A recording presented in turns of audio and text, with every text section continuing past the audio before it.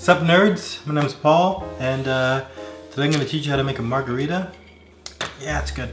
I'm going to just cut right to the chase. And the reason I'm teaching how to make the margarita is because it's my friend Alex Kramer's birthday this upcoming week. And I'm not going to be able to be there. It's probably the first birthday of his I've missed in a long time. But my brother's getting married, and I'm going up to Vegas with him. But yeah, so I'm making margaritas because there was like this bit not me and him had, I just had with him. It's my bit that I forced on him, which was, alright, hold on. It was gonna, I was like, hey, I'm Alex Kramer, and welcome to Alex Kramer's Unlimited Margarita Madness. So I dubbed his birthday that, and I made margaritas for that birthday. So I'm gonna teach you how to make a margarita in tribute to my friend Alex Kramer. I'm pretty sure you can still tribute people who are still alive, so this is what we're gonna do. I feel super sweaty right now because I've been trying to kind of balance out these ingredients and figure out what the recipe that I want to give you for the margarita, because there's a lot of competing recipes. And this recipe has kind of evolved from, because I've seen older recipes that have a lot less tequila in them, and they're a lot more, trying to cover the flavor of the tequila. But also I'm using northern tequila. That's what I'm going to call it. The kind of tequila you find in America, I'm just going to dub it northern tequila. South of the border, they have better tequilas. They just haven't made it up here for whatever reason, because other brands have just market share and they just can't break in. There's a couple of tequilas that I drink that are good entry-level tequilas that come from Mexico. Yeah, there's some good Mexican tequilas that are finally kind of making it inroads in America, which are really great. And also, if you ever don't get the tequila with a worm in it, that's not a real thing. That's just like a marketing gimmick. That is the grossest marketing gimmick I've ever heard of in my entire life. Don't do that. Tequila is an entirely respectable hard spirit. Entirely respectable. But anyway, Alex Kramer's Unlimited Margarita Madness. God, that was a great party. I made blendeds, I made regular, it was great. But this is not a blended, this is, on the rocks. In general, a blended's going to water down the margarita that you're gonna drink, but it's also will be a lot more refreshing if it's hot. So you can blend this one if you want to. I'm gonna show you it on the rocks. Yeah, I haven't figured out the correct ice ratio to blend this one, so it might be the same. I didn't even give him a ratio of ice for this one, so you're gonna have to figure it out. I'm sorry. I'm not. I'm already recording the video. I'm not gonna stop it to figure out the blended ratio. But anyway, I realized that because that bit was based off of the Brave Little Toaster, which is a really dark, super depressing. That's a real dark movie. Near the end of that movie, they accidentally they get thrown into a dump and they go to Ernie's disposal, and the TV's trying to convince their master to go to Ernie's disposal to save them. And while they're there, there's a whole bunch of cars that are being put into a car crusher and sing, and they sing about how they're worthless. The song's called Worthless. They're worthless now, and they keep singing about different one car sings once took a Texan to a wedding. Once took a Texan to a wedding. He kept forgetting his loneliness, letting his heart turn to home when we turned. And then she gets crushed to death. Which I don't even know what, he kept forgetting his loneliness, letting... I don't even know what that means. As a kid I didn't know what that means. Now I don't know what that means. Maybe it wasn't his, was it his wedding and he was divorced? I don't understand. But that's a super dark, super depressing song about a throwaway culture. There's also Old Time Racer, which I almost ran the Indy 500. I must confess that I'm impressed how I did it. I wonder how close that I came.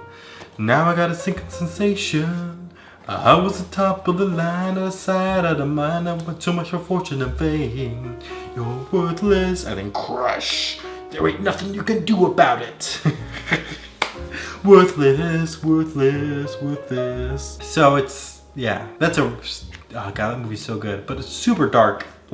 Everything that Pixar does is based off of that movie. I don't even know where I was going with that bit. Oh yeah, so as that's happening, there's Ernie's disposal, which is where they all are. So the TV keeps trying to convince master to go there, like keep trying to like dress up the garbage dump as like a place to go like get stuff for his college dorm so that he can go save the appliances that used to be in his old college cabin. And so like at a certain point, like and him and his like I guess girlfriend are talking about like getting stuff, and the TV, like the guy who's like inside the TV, like who is the personification of the TV, goes like, it's like, why go through the wasteland of stores when you can go to Crazy Ernie's discount emporium? And then the kid finally goes, and that's the basis of Alex Kramer's unlimited margarita madness. So yeah, margaritas.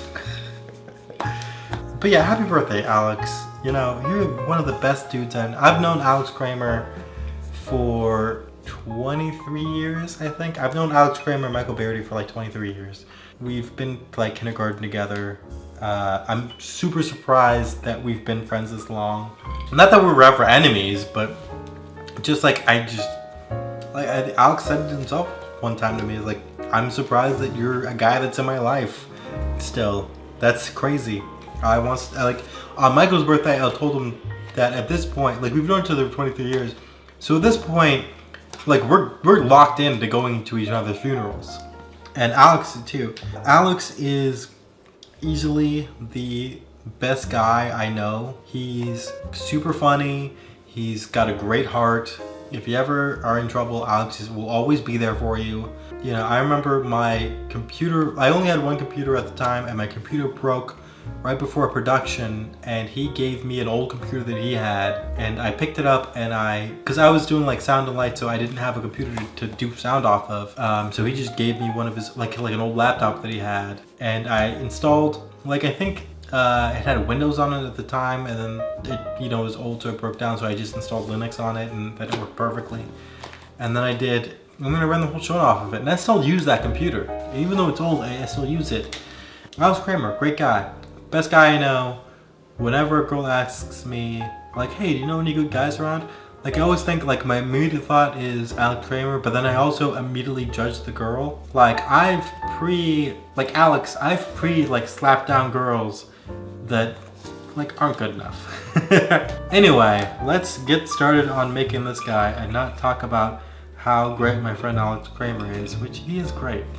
And I'm super glad that we've remained friends all this time. Even though I've said that, I spent however long into this video talking about how great he is. Anyway, this is the ratio that I came across, and so this is the ratio that we're gonna do. You're gonna take a medium shaker. There's no such thing as a medium shaker. There's only one size of shaker. And you're gonna take 2 ounces of tequila. I'm using gold tequila because Alex Kramer is gold. Also, maybe don't show that label. So we're gonna do 2 ounces of that. But also, if you're making this guy, maybe use Blanco, which is white, if you don't speak Spanish. But also, Spanish is a derivative of Latin. So if you speak English and I said Blanco, you know that I mean white, you stupid asshole. Anyway, and then we're gonna do an ounce of lime juice. We're gonna do an ounce of lime juice. And then we're gonna do an ounce of Triple Sec. You can also use, instead of a Triple Sec, you can use agave nectar. I've decided to do the Triple Sec because that's easier to get. If you use agave nectar, I'd probably use half agave nectar because it's almost a honey-like sweetness. I mean, because it's a complex flavor, but it's almost like a honey-like sweetness. So if you can't get agave nectar, go with honey, honey simple syrup, which I'm not going to post a video for because I've done that like 3 weeks in a row. If you guys were going to click on it, you click on it. If you want the recipe for that, it's in my channel, you figure it out. But anyway, we're going to do, like I said, an ounce, so that's what we're going to do. Do an ounce of that, shake it up. Woo! And then, then we gotta salt the rim, which, I'm gonna get another glass.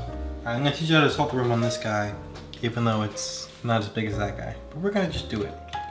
Anyway, so here's the secret to salting the rim. Take a glass, you're gonna see how I do this, because it's gonna be this glass I'm gonna show it to you on in the close-up. But essentially what you're gonna do is you're gonna take, you're gonna wet a paper towel like this, and then you're gonna rub it along the rim.